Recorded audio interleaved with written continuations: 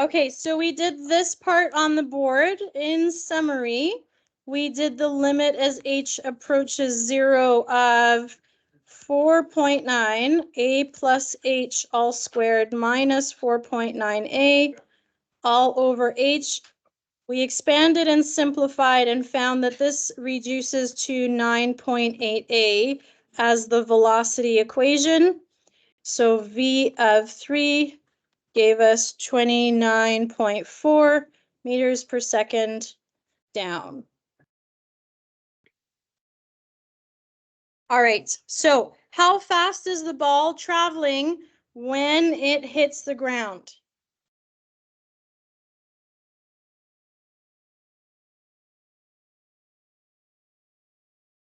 Thoughts? I know that the distance equation is given to me as 4.9 t squared, and I know that the velocity equation is given to me by 9.8 t. How do I find this?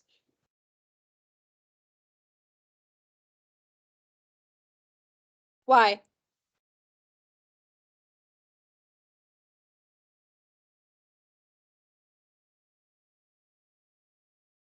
Yes, why would I do that? You're correct. We need the time in order to put this in. We don't know when it hits the ground, so we got to answer that question first. A represents time. Oh, yes, in here. Yes. A is our point of interest, and the point of interest is at a specific time. Yes. Is B of T the... Yes. Okay. We know that it has to fall 450 meters. So the distance when it hits the ground, it has fallen 450 meters. We know the equation is given by 4.9 t squared.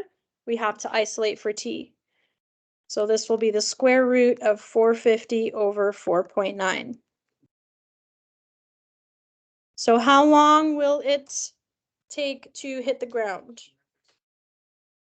9.6? Exactly? Yeah. 9 point, okay, so it's approximately 9.6 seconds. In order to find my V at this time, 9.6 something something, let's be really accurate. I'm going to write 9.8 times the square root 450 over 4.9. That's going to give me the exact value when it hits the ground. What do you guys get? It's going to be really quick.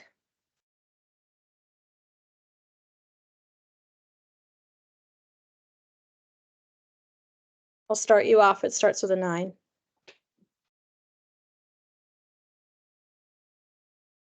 Y'all have calculators. Perfect. Down. So that is my velocity when it hits the ground. Okay, so general we use to find essentially the velocity equation, the instantaneous velocity equation, and then we use both to solve different questions. Okay, the position of a particle is given by the following equation. Find the velocity at 3 seconds. So again, we're going to do general limit. The limit as h approaches 0 of 1 over, instead of t, I'm writing t plus h plus 1. Okay, so it's not just t plus h, I'm replacing t with t plus h. Minus 1 over t plus 1 divided by h. I have a stacked fraction. I don't like stacked fractions. What can I do?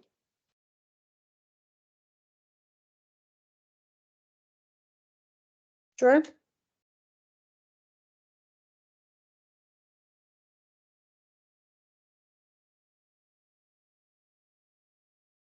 What's my common denominator? It's going to get really ugly, guys. But we're not afraid. We are brave.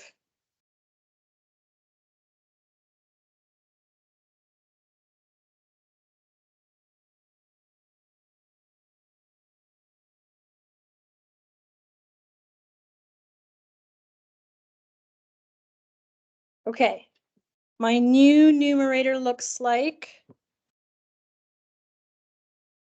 read it out, what would it be?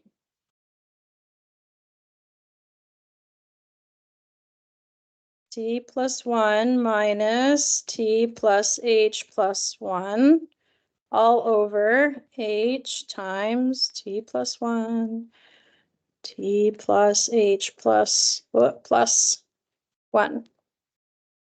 Okay, now if I get rid of these, let me just expand the negative here. This is negative T, negative H, negative 1. What can I cancel? The T's go away, the 1's go away, and the H go away. Hooray! Okay, this makes it way simpler, right? This is the limit as H approaches 0. Gives me negative 1 in the numerator. And then T plus 1 squared.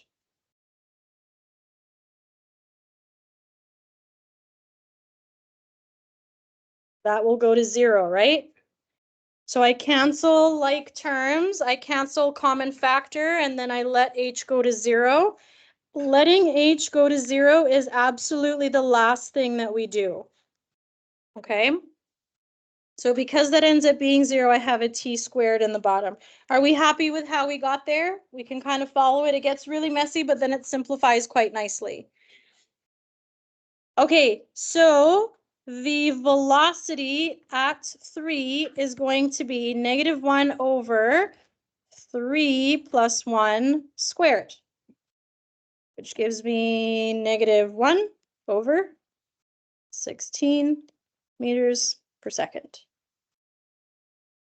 Lickety split.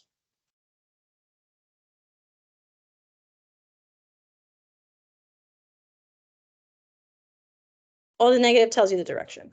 Yeah. Okay, last two examples. Another way to do rates of change essentially is the other way of writing limits, right? Any rate of change. Velocity is the rate of change of displacement versus time, but it does not have to be velocity and time. It could be anything.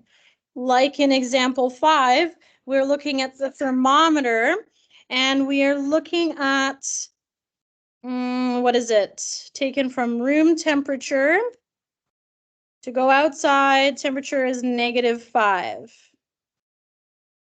Sorry, 5, thank you. So capital T is my temp and lowercase t is my time in minutes. Okay, so now I don't have a function, I have a table of values. What is the average rate of change between 2 and 4 minutes? Where's 2? Here it is. Where's 4? Here it is. So 4 minus 2, oops, that's my x value. Time is my independent, temperature is my dependent. Apologies there. So I'm writing 5.7 minus 8.3 over 4 minus 2. Approximately negative 1.34 degrees per minute. That is the rate of change, the average rate of change in those 2 minutes. If I look at example 2, looking at 2 and 3.5, so making the interval smaller. Same idea, right? 6 minus 8.3 over, what is it, 3 minus 2. So this is negative 1.53 degrees per minute. And then you can do the same with all the other ones. I'm going to write the answer and you guys can double check me in your plentiful spare time. So as we get closer and more accurate to our average velocity, as it gets closer to the instantaneous velocity, we can see that it's increasing in its rate of change.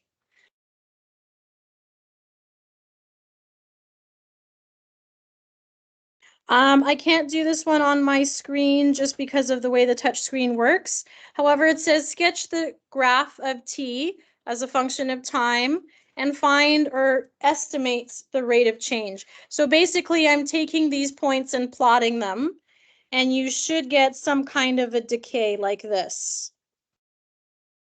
And then at 2, you're graphing a line and then using the line, 2 points on the line to figure out what is your slope. I'm not going to do this one, but I hope you can kind of see what I'm getting at, right? You want to choose your scale and then plot your points based on the table of values. Grab a ruler, draw a line, and estimate it with your drawing. Okay, so rate of change is slope, another way of saying slope. Last example.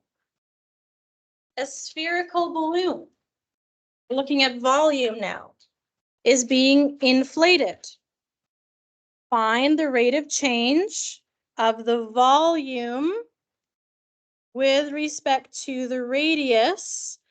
And our key point here, radius, is 10 centimeters. Okay.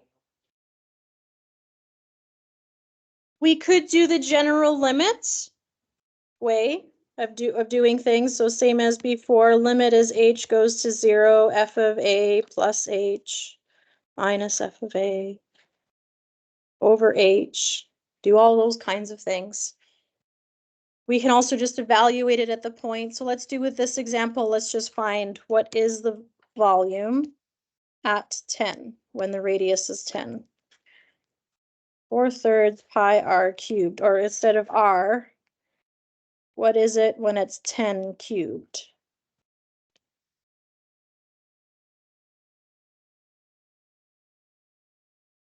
Anybody know?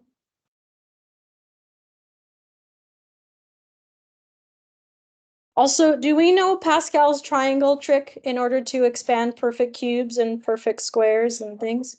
Yeah. No? Oh, let's do that. Okay. Yes, it's quick. It's quick, I promise. It's gonna make your life so much happier. You're gonna feel so smart, I promise. Okay. Pascal's triangle is essentially a symmetric triangle that follows the rule. You're building a pyramid where the next layer is the sum of the two numbers before it. So 1, there's nothing next to it, so 1 plus 0 is 1. So the next layer is 1, 1. The next layer, 1 and 0 make 1, but 1 and 1 make 2, 1. Next layer is 1, 1 and 2 make 3, 3, 1. So the outside numbers are always 1 because there's nothing on the other side. But then the middle layers are the sum of the two numbers above it. When we are able to draw Pascal's triangle, this tells you the coefficients of, yes, this is x squared, this is x cubed, this is x0, this is x to the 4. Alright. So the coefficients, you could, if you know the triangle, you can just write it out. Sorry, instead of writing x, let me write it in a way that's a little bit here. A plus b to the 0. A plus b. A plus b squared. A plus b cubed, etc. Okay, since I've now showed you this trick, let's do the limits the long way. Okay, the limit as h approaches 0 of 4/3 pi r plus h cubed minus 4/3 pi r cubed all over h.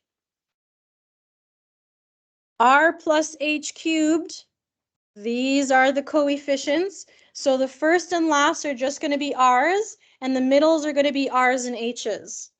So this is going to be 4/3 pi, and I'm just going to factor that out of the entire numerator because everybody has it. Okay, r plus h cubed is going to give me 1r cubed, r 2h plus 9 in the middle, sorry. Nope, already did it wrong. 3, I missed the 3, plus 3 r squared h plus 3 r h squared plus h cubed, and I ran out of room here.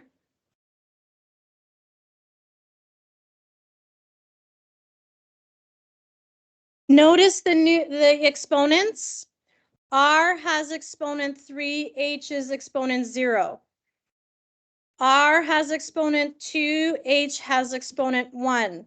You should always have an exponent sum of 3.